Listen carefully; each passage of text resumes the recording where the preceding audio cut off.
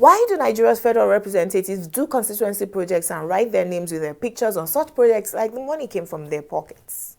My federal representative donated solar lamps to our community. I was asked to thank him. Out of personal curiosity, I asked if the project was done with personal funds.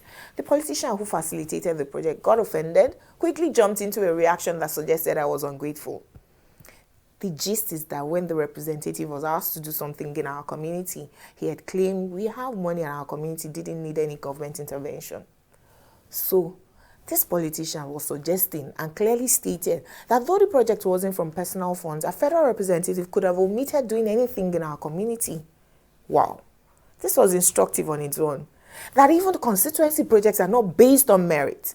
That we did projects in Community A this year, and when next we have funds, it ought to be Community B. It's not even the order of the day. It's man, no man. It has to be at the behest of political allies. Also, God help you that you already formed an association funded by personal donations of the residents. You may not even be considered for any project. A community where the very rich and very poor, including unpaid pensioners and retired civil servants, contribute to become their own government, to secure their community, build infrastructure, and even maintain roads. Government officials just willfully abandon you because you have money. Nigeria's democracy is too expensive. First off, if you want to appreciate a politician for donating to your community, the attitude of gratitude will be much deeper if you found out it was from their personal accounts. Also, imagine thanking a representative for what you assumed was a constituency project and finding out it was from their personal donations. It will be an underwhelm, right? Anyway, my questions didn't go down well. I can be easily misunderstood, but what's with the attitude? Are you doing us a favor? In Nigeria's democracy, our representatives are not volunteers, not at all. They get paid huge monthly salaries, huge salaries. It's officially supposed to be around 700,000 monthly, but none of them will tell you how much they get paid because it's usually over 10 million naira monthly for pretty much doing nothing, if you ask me. A lot of our reps don't even attend plenary. They're enjoying their wealth around the world. They go on recess as if plenary is lifting weights.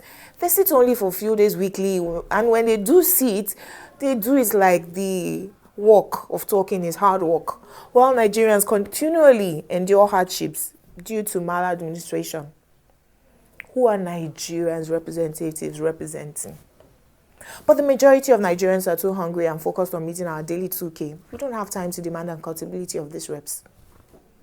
Let's do a little exercise. Do you know the name of your constituency's federal representative at the House of Representatives? Raise your hand. No hands? They're seeking re-election.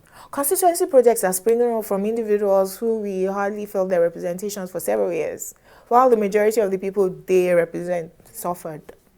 And some of these representatives have been in the National Assembly since 1999. We spend billions on them yearly. Nigeria, who bewitched you? Colonized by Britain, who still holds our monarchical culture in high esteem. We abandoned our own monarchies because we are a state with over 400 different nations. We adopted democracy practiced by the Americans because their nation is also of many different nations. But our own representatives earn the highest in the world, while the citizens they represent are the poorest in the world. My Nigeria. Nigerians have risen up to take back their country though. That gladdens my heart. But I hope we're angry enough to ensure all the old politicians in our upper and lower chambers are retired in 2023. We can't teach old foxes new tricks. My advocacy today, therefore, is to ask that we scrap the National Assembly. But who will hold subsequent presidents accountable, Jumoke, you may ask? Instead of proposing more seats for women, I would suggest we combine the upper and lower chambers. One person can represent a senatorial district and federal constituency, I beg. Take constituency projects back to the local government, right? Make representatives elected volunteers who only get accommodation, feeding, and transportation, no salaries. And watch the National Assembly become a house of people who truly want to serve, not retirement homes for failed governors and political jobbermen. You and I will succeed in 2022.